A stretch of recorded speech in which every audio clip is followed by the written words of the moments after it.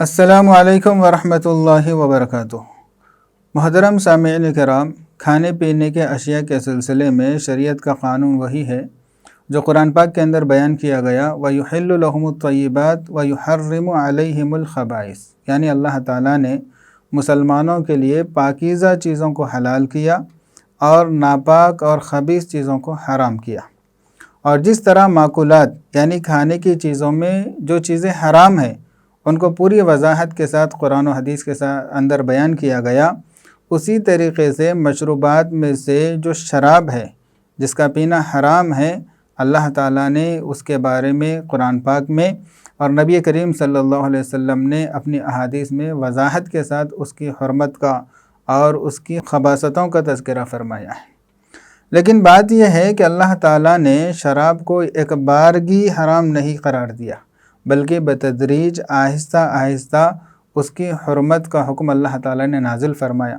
وجہ اس کی یہ تھی کہ جب نبی کریم صلی اللہ علیہ وسلم مدینہ منورہ تشریف لائے تو اس وقت سارے عرب کے اندر شراب عام تھی، گھر گھر شراب پائی جاتی تھی، ہر شخص شراب پیا کرتا تھا، اور خاص طور پر مدینے والے تو شراب کے بے انتہا خوگر اور عادی تھے۔ تو ایسی صورت میں اگر ایک بارگی شراب حرام کرتے تو ان کے لیے بڑی دشواری ہو جاتی۔ اور دوسری طرف بعض لوگوں کے ذہنوں میں یہ بات آئی کہ بھئی شراب اور جوا یہ دونوں ایسی چیزیں ہیں جن کی بہت ساری خرابیاں ہیں، حالانکہ دین اسلام ایک ایسا پاکیزہ مذہب ہے، لہٰذا ان دونوں کے اندر کوئی میل جول نہیں لگتا، دونوں کا تعلق جمتا ہوا نظر نہیں آتا۔ لیکن اب پتہ نہیں شریعت کے اندر اس کے بارے میں کچھ حکم نازل ہوا یا نازل نہیں ہوا، تو ان لوگوں نے جا کر نبی کریم صلی اللہ علیہ وسلم سے سوال کیا اور ان لوگوں نے پوچھا کہ دین اسلام کے اندر شراب اور جوا جائز ہے یا جائز نہیں ہے؟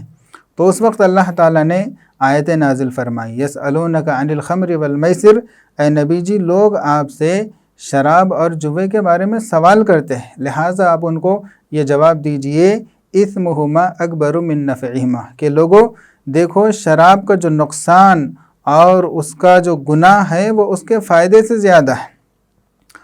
تو یہاں پر فائدہ جو کہا جا رہا ہے وہ فائدہ کیا ہے؟ ہوتا یہ تھا کہ شراب وہ لوگ پیا کرتے تھے جن کے پاس بہت زیادہ مال ہوتا تھا، جو جتنا مالدار ہوتا تھا اس کے یہاں اتنی قیمتی شراب ہوتی تھی اور وہ بہت زیادہ شراب پیتا تھا، اور شراب پینے کو مدینہ منورہ کے اندر اور عرب کے اندر یہ بہت بڑے فخر اور فضیلت کی بات سمجھی جاتی تھی،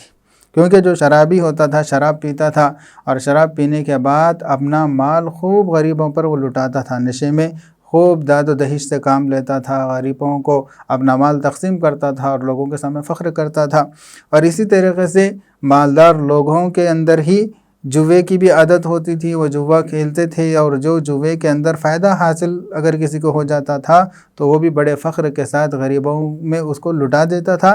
تو اس طرح ان امیروں کی عیاشی کے ذریعے سے غریبوں کا کچھ فائدہ ہو جاتا تھا، گویا کہ غریبوں کے حق میں ایک فائدہ تھا۔ لیکن اللہ تعالیٰ فرماتے ہیں کہ اس کا جو نقصان ہے وہ اس کے فائدے سے بڑا ہوا ہے، کیونکہ آدمی جب شراب پیتا ہے تو جسے خمر کہا جاتا ہے، اور خمر کا مطلب ایسی چیز جو عقل کو بیکار کر کے رکھ دیتی ہے، کیونکہ شراب پینے کے بعد آدمی کے اندر یہ احساس تک نہیں ہوتا، یعنی اتنا شعور بھی نہیں ہوتا کہ وہ بہن اور بیوی میں فرق کر سکے، کیا کرتا ہے کیا کہتا ہے،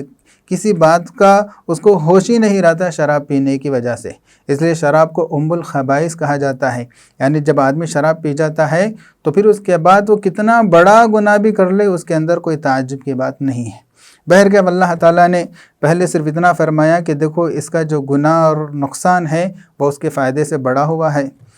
تو حضرت ابو ہریرہ رضی اللہ تعالیٰ عنہ جو حدیث کے راوی ہے وہ یہ کہتے ہیں کہ جب یہ آیت نازل ہوئی تو بعض لوگ تو شراب سے باز آ گئے، لیکن بعض لوگوں نے یہ سوچا کہ اللہ تعالیٰ نے صرف ایک بات کہہ دی ہے، حرام تو نہیں کہا، لہٰذا بہت سارے لوگ اس آیت کے نازل ہونے کے بعد بھی پیتے رہے۔ لیکن اس دوران ایک واقعہ یہ پیش آیا کہ ایک مہاجر صحابی وہ شراب پی کر حالت نشہ میں نماز پڑھانے کے لیے آگے بڑھے، امام بن کر نماز پڑھا رہے تھے، اور نشے کی وجہ سے ان سے قرات کے سلسلے میں بڑی غلطی ہو گئی۔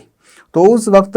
اللہ تعالیٰ نے یہ آیت نازل فرمائی کہ یا ایھا الذین آمنوا لا تقربوا الصلاة وانتم سکارى، کہ اے ایمان والو تم نماز کے قریب مت آؤ اس حالت میں کہ تم نشے میں ہو، حتی تعلموا ما تقولون، یہاں تک کہ تم اس بات کو جاننے لگ جاؤ کہ تم کیا کہہ رہے ہو، یعنی کیا کہہ رہے ہیں، کیا کر رہے ہیں، کیا پڑھ رہے ہیں، اس کا شعور تمہارے اندر پیدا ہو جائے، یعنی تمہارا نشہ پوری طرح اتر جائے، اس وقت تک نماز کے قریب مت آؤ۔ تو جب یہ آیت نازل ہوئی تو بہت سارے لوگوں نے سوچا کہ بھئی یہ کتنی گندی چیز ہے کہ جس کی وجہ سے اللہ تعالیٰ نشے کی حالت میں نماز کے قریب آنے سے بھی منع فرما رہے ہیں۔ تو بہت سارے لوگوں نے اسی وقت کیا کہتے ہیں شراب کو چھوڑ دیا،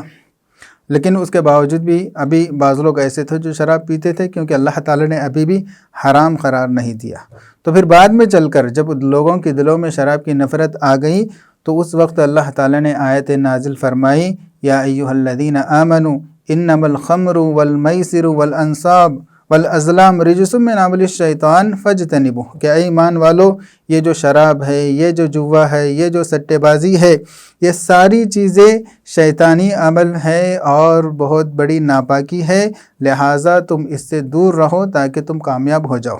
اور آگے یہ بھی ارشاد فرمایا کہ ان چیزوں کے ذریعے سے شیطان تمہیں بہکانا چاہتا ہے، شیطان تمہیں اللہ تعالیٰ کی یاد سے اور خاص طور پر نماز سے تمہیں غافل کرنا چاہتا ہے۔ فَهَلْ أَنْتُمْ مُنْتَهُونَ، کیا ابھی بھی تم باز نہیں آتے؟ تو جب یہ آیت نازل ہو گئی تو سارے صحابہ کرام نے، سارے مسلمانوں نے شراب سے توبہ کر لی، لیکن اس کے باوجود بھی بعض مسلمانوں کو یہ خیال ستانے لگا، وہ یہ سوچنے لگے کہ بھئی ان آیتوں کے نازل ہونے سے پہلے ہمارے رشتہ داروں میں سے بہت سارے مسلمان وہ بھی تھے، کسی کا بھائی، کسی کا باپ اور کسی کا فلاں ایسے تھے جو حالت ایمان میں شراب پیتے تھے، کیونکہ ان کو یہ حکم نہیں معلوم تھا۔ اللہ تعالیٰ نے تو شراب کو حرام قرار دیا، لیکن وہ شراب پیتے تھے، لیکن اب وہ دنیا کے اندر نہیں ہے۔ اسی طرح شراب پیتے پیتے وہ اس دنیا سے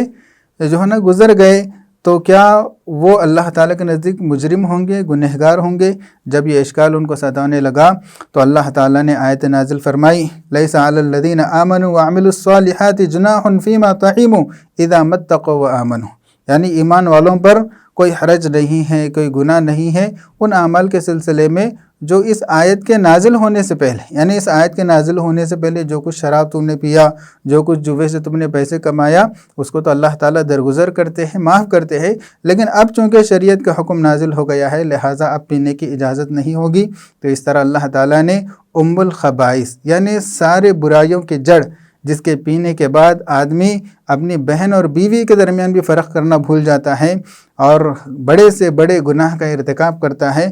اللہ تعالیٰ نے اس شراب کو ہمیشہ ہمیشہ کے لیے حرام قرار دیا۔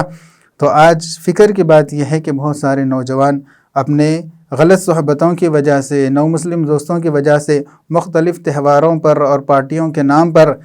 وہ جب اپنے دوست و احباب کے ساتھ شریک ہوتے ہیں شروع میں انکار کرتے ہیں اور آہستہ آہستہ شراب کے عادی بن جاتے ہیں اور شراب کی وجہ سے دیگر گناہوں میں ملوث ہوتے ہیں۔ اس لیے نوجوانوں کو چوکنا ہونے کی ضرورت ہے اور اس طرح کی سارے برائیوں سے باز آنے کی اور اپنے آپ کو نیک راہ پر جمانے کی پوری کوشش کرنے کی فکر کرنا چاہیے۔ السلام علیکم ورحمۃ اللہ وبرکاتہ۔